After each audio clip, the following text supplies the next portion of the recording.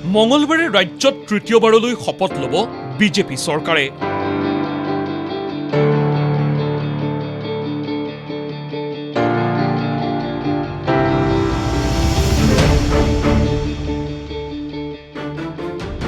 SBH 2.0 কোন কোন হ'ব মন্ত্ৰী?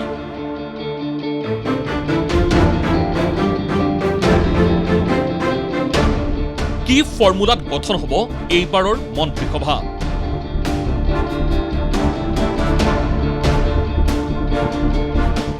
সম্প্ৰতি প্ৰথমটো প্ৰশ্নক লৈ এতিয়া ৰাজ্যজুৰি ব্যাপক চৰ্চা। বহুকেইটা দিশৰ পৰা এইবাৰ মন্ত্ৰীসভা গঠন কৰিবলৈ গৈ এক প্ৰকাৰ প্ৰত্যাহ্বানৰ সন্মুখীন হ'ব বিজেপি। প্ৰথম কথা, এইবাৰ বিজেপিৰ অকলেই আছে ৮২ গৰাকী বিধায়ক। BPFৰ 10 গৰাকী, AGPৰ আছে 10 গৰাকী বিধায়ক। এই 102 গৰাকী বিধায়কৰ মাজৰ পৰা মুখ্যমন্ত্ৰীক ধৰি 19 গৰাকীৰে মন্ত্ৰীসভা গঠন কৰিব লাগিব ডক্টৰ হিমন্ত বিশ্ব শৰ্মাই, য'ত BPF আৰু অগপক মিলাই 2ৰ পৰা 4 গৰাকী মন্ত্ৰী, পাহাৰৰ পৰা এগৰাকী, বৰাক উপত্যকাৰ পৰা কমেও এগৰাকী, আহোম আৰু চাহ জনগোষ্ঠীৰ পৰা কমেও এগৰাকীকৈ মন্ত্ৰী দিব লাগিব নতুন চৰকাৰে।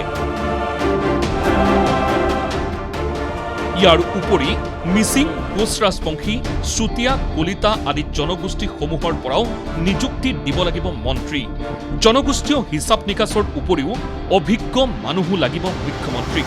কমেও এগৰাকী মহিলাকো অন্তৰ্ভুক্ত কৰিব লাগিব মন্ত্ৰীসভাত। ইয়াৰ উপৰি দলটোত যাতে নপুৰণিৰ মাজত সংঘাত নহয় তাৰ প্ৰতিও দৃষ্টি থাকিব মুখ্যমন্ত্ৰীৰ।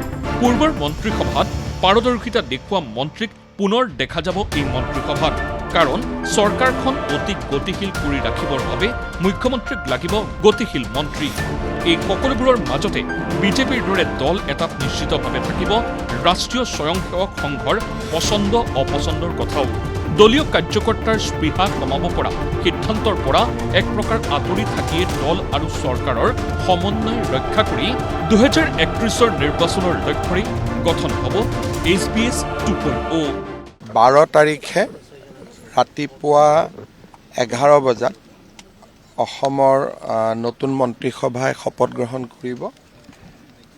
অহা 10 তাৰিখে ৰাতিপুৱা 10 বজাত ভাৰতীয় জনতা পাৰ্টি বিধায়িনী দলৰ বৈঠক হ'ব। তাতে ভাৰতীয় জনতা পাৰ্টি বিধায়িনী দলৰ নেতা নিৰ্বাচন কৰা হ'ব আৰু সেইদিনাখনেই দিনৰ 11 বজাত NDA অৰ্থাৎ AGP, BPF আৰু ভাৰতীয় জনতা পাৰ্টিৰ যৌথ বৈঠক অনুষ্ঠিত হ'ব। তাতে NDAৰ নেতা নিৰ্বাচন হ'ব।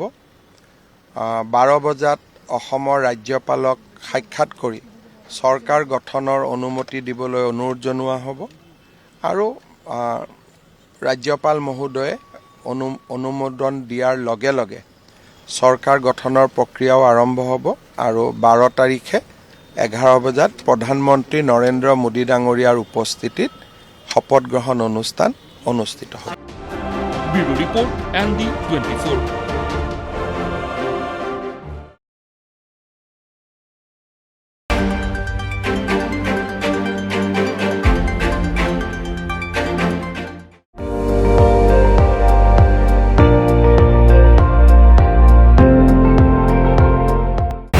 আপুনি চাই আছে ND24, সৰ্বশ্ৰেষ্ঠ নহয় সৰ্বোত্তমৰ দৌৰ।